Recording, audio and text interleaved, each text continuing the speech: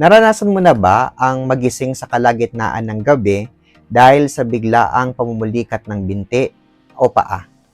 Yung tipong ang sarap ng tulog mo pero biglang may kumikirot, tumitigas, at sobrang sakit ng kalamnan mo. Kaya napapabangon ka na lang bigla at napapahawak sa kung saan-saan. Kung oo, hindi ka nag-iisa. Marami sa atin, lalo na ang mga matatanda, buntis, at maging mga aktibong tao, ang nakakaranas ng pamumulikat sa tuwing gabi. Minsan, mabilis lang ito at nawawala rin agad. Pero may mga pagkakataon na halos hindi mo maigalaw ang paa o binti sa sobrang sakit. At kahit na matapos ang pulikat, minsan may naiiwan pa ring paninigas o pananakit sa muscle kinabukasan.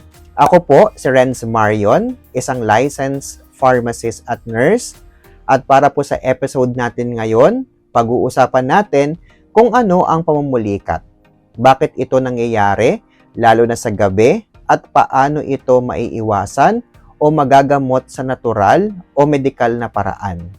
Kaya kung isa ka sa mga madalas pulikatin sa gabi, tapusin mo ang video na ito dahil baka ito na ang sagot para makatulog ka ng mahimbing ng walang pulikat na istorbo.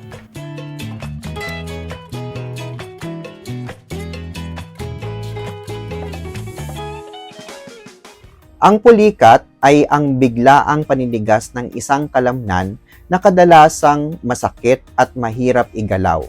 Ito ay isang involuntary muscle contraction. Ibig sabihin, kusa itong nangyayari nang hindi mo sinasadya.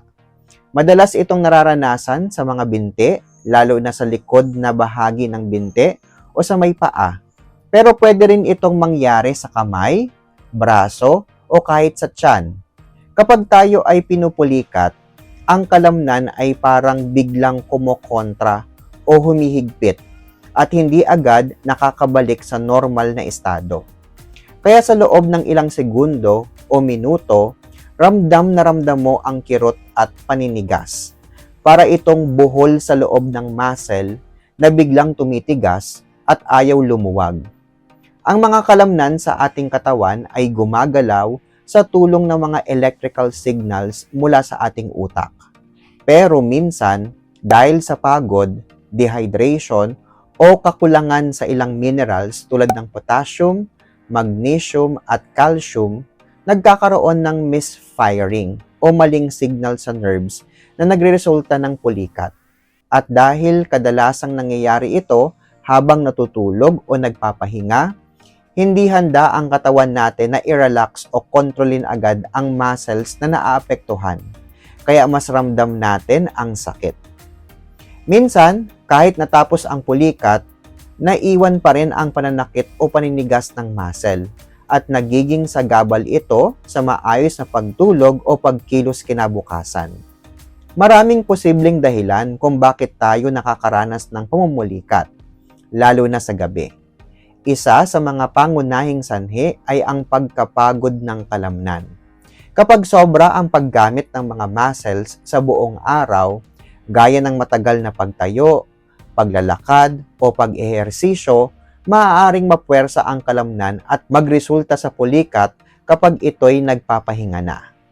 Isa pa sa mga karaniwang dahilan ay ang kakulangan sa electrolytes, gaya ng potassium, magnesium at calcium.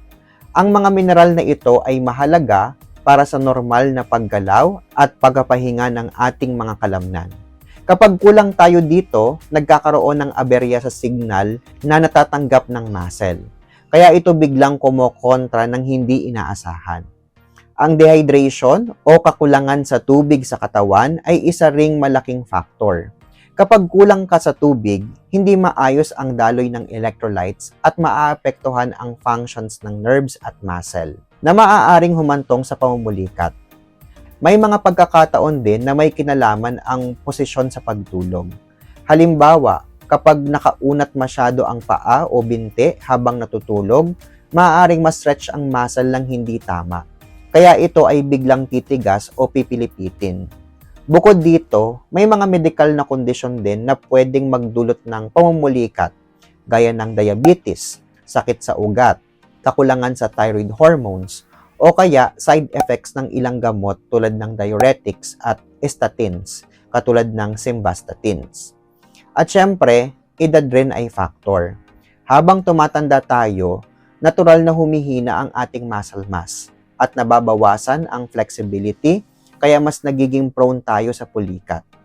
Buti na lang may mga paraan para maiwasan o mabawasan ang pamumulikat sa gabi.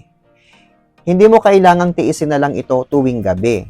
Sa simpleng mga hakbang, pwede mong mapagaan o tuluyang maiwasan ang pananakit. Una sa lahat, mahalaga ang regular na stretching bago matulog. Maglaan ng ilang minuto para iunat ang mga binti, lalo na ang calf muscle. Kahit simpleng pag-stretch habang nakaupo o nakatayo ay nakakatulong para ma-relax ang mga kalamnan bago ka humiga. Pangalawa, siguraduhin na ikaw ay umiinom ng sapat na tubig sa buong araw. Ang dehydration ay isang malaking sanhi ng pamumulikat, kaya huwag kalimutang uminom ng tubig lalo na kung mainit ang panahon o ikaw ay pawisan. Iwasan din ang sobrang pag-inom ng alak at kape sa gabi dahil nakakadagdag ito sa fluid loss sa katawan. Pangatlo, siguraduhin na sapat ang iyong nutrisyon. Kumain ng mga pagkaing mayaman sa potassium tulad ng saging, kamote at avocado. Magnesium gaya ng nuts, whole grains at leafy vegetables. At calcium mula sa gatas at iba pang dairy products. Kung kulang ito sa iyong diet, maaaring i-consider ang pag-inom ng supplements. But always consult a healthcare professional bago uminom ng kahit anumang bitamina. Pang-apat, kung umiinom ka ng gamot na posibleng nagpapalala ng pulikat tulad ng ilang diuretics o yung mga pampaihi na gamot, mainam na sabihan ang inyong doktor para ma-adjust ang dose o palitan ito kung ano ang kinakailangan. At panghuli, iwasan ang sobrang pagod o labis na pisikal na aktibidad bago matulog. Kung kinakailangan mong tumayo o maglakad ng matagal, siguraduhin may sapat kang pahinga sa pagitan ng mga gawain. Kapag dumating na ang pulikat, ang unang hakbang ay ang pag-unat o pag-stretch ng kalamnan na naninigas. Halimbawa, kung nasa paa o binti ang pulikat, dahan-dahang hilahin ang daliri ng paa pataas habang nakaunat ang binti. Makakatulong ito para maibalik sa normal na posisyon ang muscle at maibsan ng sakit. Pwede ka ring magmasahe o hilutin ng marahan ang apektadong bahagi. Ang pagmamasahe ay tumutulong para dumaloy ang dugo at mag-relax ng kalamnan. Kung may available na warm compress o heating pad, pwede mo rin itong gamitin para mainitan ang muscle at mabawasan ang pananakit. Kung paulit-ulit ang pamumulikat, may ilang supplements na maaaring inumin, gaya ng magnesium, lalo na kung napatunayan sa blood test na kulang ka nito. Sa ilang kaso, may mga doktor na nagre-rekomenda ng magnesium supplements sa mga buntis o matatanda na madalas pulikatin. Pero tandaan, huwag basta-basta uminom ng supplements nang walang payo ng doktor. May ilang over-the-counter na muscle relaxants na ginagamit para sa paulit-ulit na pamumulikat.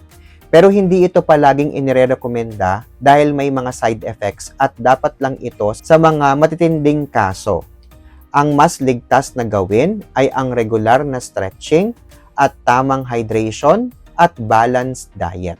Sa mga traditional or natural na pamamaraan, may mga gumagamit ng essential oils tulad ng peppermint oil at lavender oil. Kapag minasahi ito sa apektadong bahagi, nakakatulong ito sa pagpapakalma ng kalamnan. Pero tandaan, hindi ito gamot kundi pampagaan lang ng sintomas. At kung sakaling palagi kang pinupulikat gabi-gabi, kahit ginagawa mo na ang lahat ng ito, mas mainam nang magpakonsulta sa doktor para ma-check kung may mga underlying conditions gaya ng nerve disorder, diabetes o kakulangan sa mineral na dapat tugunan. Sana ay nakatulong sa iyo ang video na ito. Kung madalas kang pinupulikat, huwag mo na itong baliwalain. Minsan, simpleng adjustment lang sa lifestyle ay malaking ginhawa na. Kung nagustuhan mo ang content na ganito, huwag kalimutang i-like, i-share, at mag-subscribe sa aking YouTube channel. Muli, ako po si Renz Marion, isa po akong licensed pharmacist at nurse. Maraming salamat sa panonood at ingat palagi.